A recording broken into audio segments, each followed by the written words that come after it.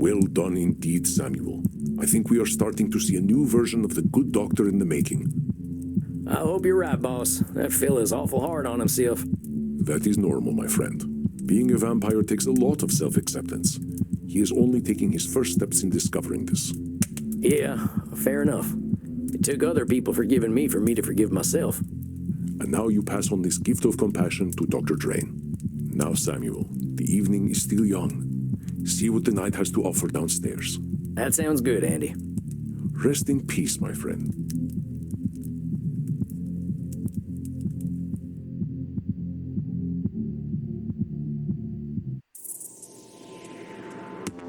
I always come out of the doc sessions feeling dumber than ever.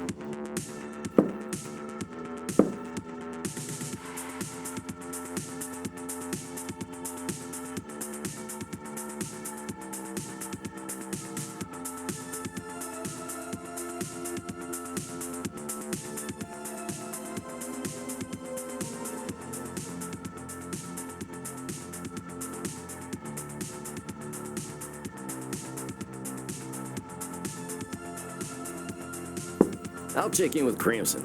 She's always got some bartender's wisdom to share. Howdy, Crimson. Looks like a nice crowd tonight. They're always a nice crowd, cowboy. We like to maintain an asshole-free zone.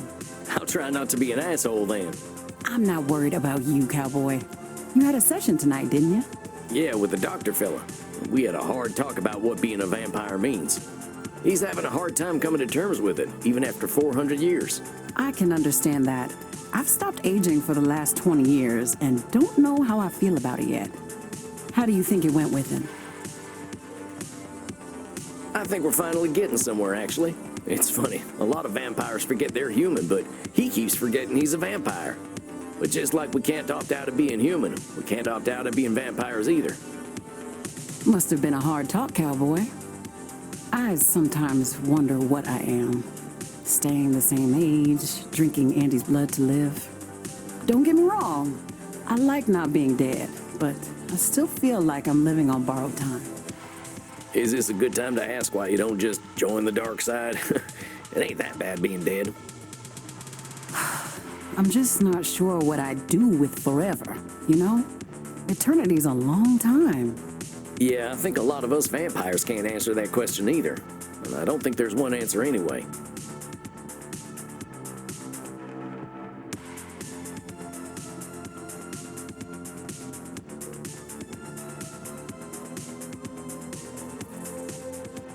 There you go. So I guess I'll keep putting off the question.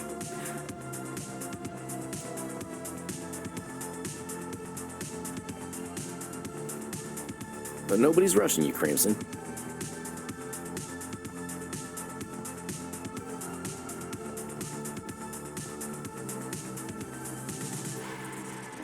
You think I'd let anyone? But thanks for listening, cowboy. Now why don't you go mingle? There's a new fella in the kink room who's very interested to meet you. I guess I'll go be social then. Thanks, Crimson. Wait a sec, that ain't... Greetings, my child.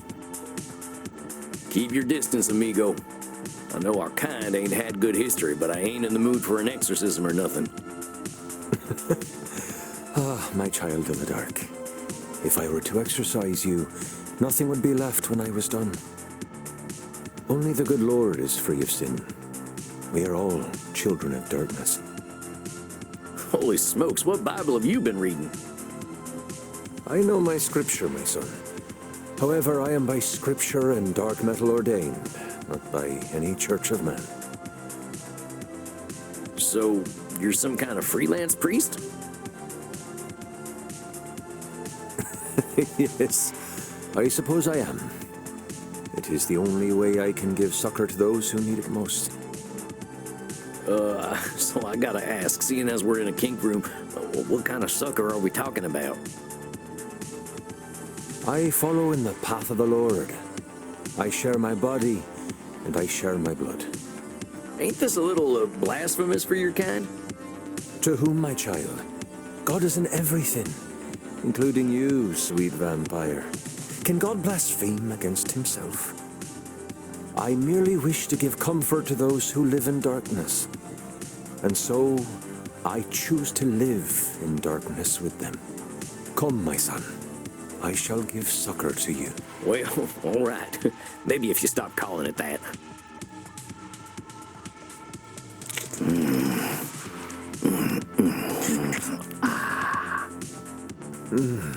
Thou shalt not want, my son. Are you comforted? Yeah, I guess I am. I know those of my faith have hunted your kind. Perhaps we fear our own sin, so we seek the sins of others. I seek only the Lord in everything, as do we all, whether we know it or not. You ain't wrong, I suppose. Hey, a little awkward, but what's your name, fella? I am Kieran. It means little dark one. The night always did call to me. Well, Kieran, I'm Sam, and I appreciate the blood, but I'm gonna turn in. A little sleepy now. Go with God, my child of the night. Oh, yeah, I'll do that.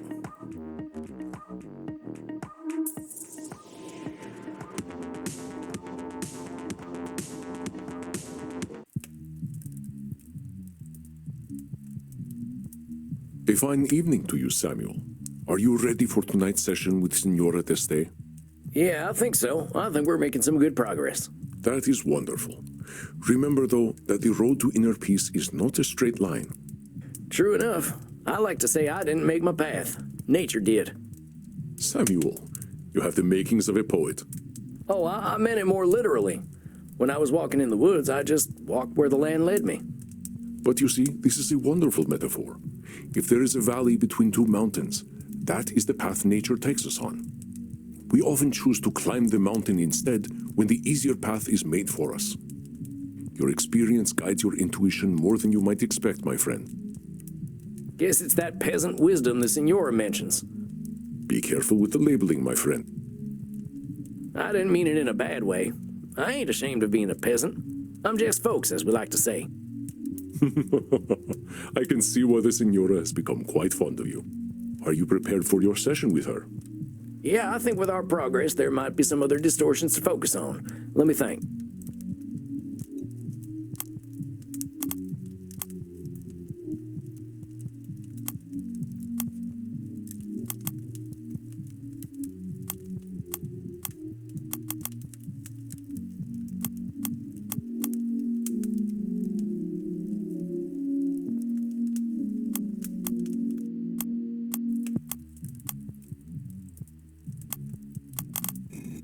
All right, locked and loaded. The people of your country have so many colorful phrases having to do with firearms. I do not understand the obsession. I can't explain it neither. I shall leave you alone with the Signora, Samuel. Howdy, Signora. Good to see you tonight. You are looking forward to seeing me? Well, sure I was. You're an interesting person, Signora. It's a privilege to get to know you. I suppose you have learned something of manners yourself. I thought a lot about the things we talked about last time, you know. Oh, yeah? What about exactly? About how foolish I was for wasting my time for so long fighting against reality. Signora, what's calling yourself foolish doing for you? You're a principled lady. That ain't foolishness. What else do you call a woman who forever fights with reality? If I want to be literal, I'd call her a fighter. It's a better label than fool. Oh, perhaps it is my despair speaking. Would that I had listened to the simpletons in my life earlier. Maybe you can start by not calling them simpletons. I meant it as a compliment. I wish I could be a simpleton. I'm gonna need you to elaborate on that. I mean what I say. Look at me, with my grand plans, my status, my dynasty, and all the pain that they have brought me. Who is the true fool, me or the simpleton? Well, what if we're not fools or simpletons? What if we're just people being people? There's a lot of room between worms and gods, Signora. Again, you prove your pastoral wisdom. Well, I'm glad you've been doing some thinking. You were putting so much pressure on yourself to be the one keeping your family going. I can tell how much it was weighing on you. I spent so long trying to fix them, trying to transform them into something that they were not.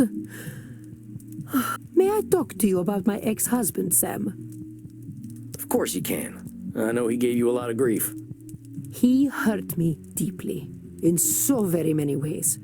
He was the start of all my delusions because I thought I could fix him. I thought Frankie was the way he was because I was not an ideal wife. That perhaps he would have been faithful if I had been as beautiful or fertile as a Medici. I know I have been arguing with reality, as you have said, but the idea of a fruitful marriage, sanctified by God, this was the only reality I had. But that reality did not match with mine. God could not have blessed both our marriage and riddled Frankie's penis with French diseases. French diseases? We used to call syphilis the malfrance. Diseases don't belong to any nationality. You sound like a certain politician from back home. Do not insult me. Have I not suffered enough with my husband's disgusting malady? It was a painful lie to live. I could only conclude from my sorrow that God was testing me. Endlessly. I want to challenge you on something there. That sounds like a kind of hopeless statement. Like you're doomed to keep being tested on God's terms. Perhaps it was hopeless. As you said, Isabella d'Este and Francesco Gonzaga could not change their natures. That's true, but here's the thing. Does that mean you were doomed, or were you just doomed on God's terms? I think this just needs a little reframing. I know you were dealt a rough hand, but it doesn't necessarily mean you were being tested. Sometimes we just gotta make do with the hand we got. What I'm suggesting is that then and now, a radical acceptance approach could have helped you. What do you mean?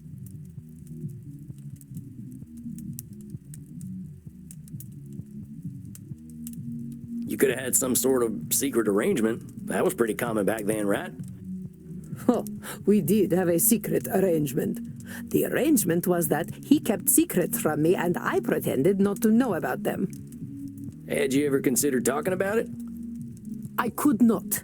You do not know what it was like back then. A woman, even one such as I, was always subject to her husband. I did not have a say in his affairs. I had to play the part of the good wife and mother.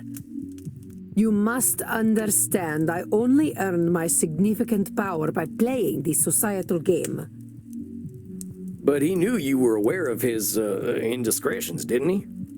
It was hard to deny when he approached me with that rotten thing between his legs. So why not bring the issue out in the open? He would have become angry, I am sure. Perhaps he would have beaten me and taken away the privileges I had worked so hard to earn. Perhaps it is pointless to tread over the past again and again. What has happened has happened. It has been nearly 5 centuries. I should not let the past haunt me so. It's a hard thing, Senora.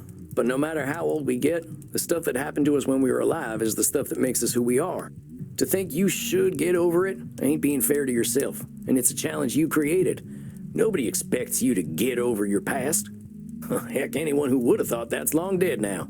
There is truth in what you speak. My father and mother, my husband, the Pope, even the Holy Roman Emperor, they are all very long gone. If I am true, Sam, I am still very angry about all the lies I was told. I may be harboring some resentment. You don't say. You will understand when I tell you of Frankie's greatest cruelty. I will tell you that the man, for all his fighting spirit, had very weak sperm, for he could not sprout a male seed in my womb. My first child was a girl. I could not have been more embarrassed, or so I thought, until I had my second child, who was also a girl. I will tell you, Sam, I was a young woman in mourning. I did not emerge from my chambers for weeks. The next time, finally, I had a boy, my beautiful Federico. He was such a charming child. He would entertain me so with his clownish behavior. May I show you a picture, Sam? Well, sure, let's take a look. Look at him. Isn't he beautiful? He could have been a movie star or a model today, don't you think? Admit it, he is the most handsome boy who ever walked this cursed earth. Why am I asking you? What do you know of beauty? Anyway, I gave all of myself to him, all my guidance, all my wisdom, and all of my love. Everyone said, "You are doting on him. Give him some air." How dare they tell me my business? I am Isabella d'Este. I know what is right. It did not matter in the end. Frankie, in his supreme foolishness, managed to get himself captured by the French. He ransomed himself out of prison with something more precious than all the gold in Venezia, more valuable than the Pope's seat. He sold my son, my beautiful Federico. Dang, that must have been devastating, Signora. I can't imagine how painful that must have been. No, you cannot. For you will never be a mother to a son so beautiful, so intelligent, and so pure. But that was not the end of my pain. It was not enough to take my son away. Not content to merely break me, the French, as always, needed to corrupt. What do you mean the French always needed to corrupt? They are a debauched people. I know what they are like. Signora, you're too smart to judge an entire group of people based on an icky sample. Besides, we're vampires. What the hell does it mean to be French or Italian after a century? All the people that made France French back then are dead now. Yes, of course I am aware. I speak out of anger and hurt. I figured. But honest heads make for honest hearts, I like to say. What did the French do to your son? They sent my sweet Federico to a den of filth, a place where chastity went to die, straight to the crossroads of Sodom and Gomorrah. They sent him to the Vatican. The Vatican? Seems like that'd be a pretty boring place for a boy to spend time. This was Rodrigo Borgia's Vatican. It was a city of prostitutes and perverts, and he was their mayor. My poor Federico. He was a boy of a certain age. I could not have prepared him for the temptations he encountered. When he finally returned to me, he was no longer Isabella d'Este's child. He was the child of Francesco Gonzaga, an experienced whoremonger in his own right. Hold on a sec. No longer your child? You can't think that's true. You raised that boy, and there's no way he could forget you. Maybe he got up to shenanigans out there in the Vatican, but you're only hurting yourself by erasing your influence on him. Now be honest. Did he lose everything you taught him? No. He still had an appreciation of art, for which he had some taste. And he had some political acumen, I suppose.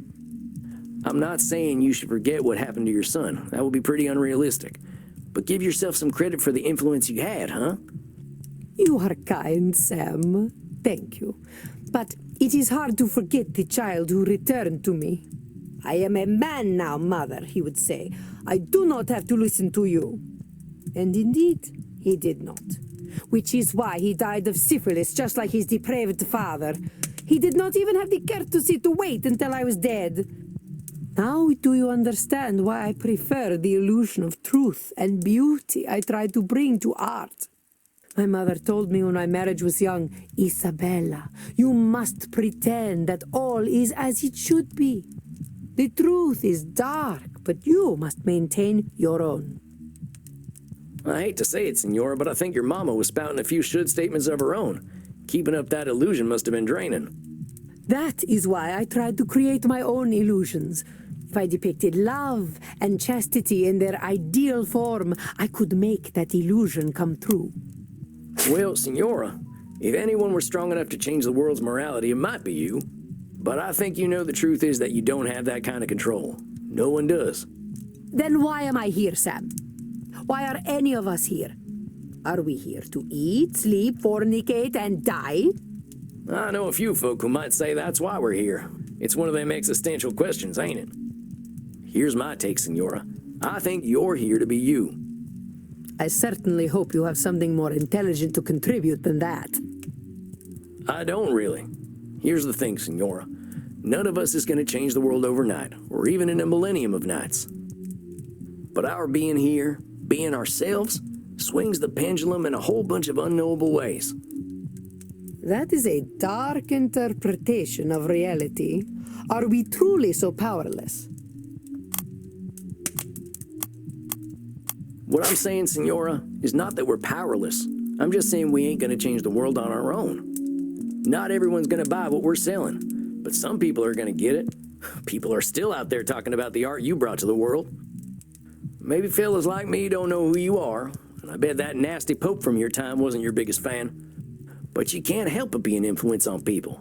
Just not all people. Ain't that so? I do not know if that is enough for me, Sam. Well, here's what I think we should do, Senora. All them efforts of yours are always facing outward. How about we spend some time on you? What do you mean? I mean, let's work on the things Isabella d'Este likes. Forget about the rest of the world. What are you putting in your art that's for you and not for anyone else? Is it a little embarrassing? Hush. If you must know, it is centaurs. I like centaurs. Hey, I ain't gonna judge. Sometimes I like horses better than people, too. Yes, well, they are pleasing to look at. Now, how about this, then? Why don't you pick up a brush and paint yourself up a centaur?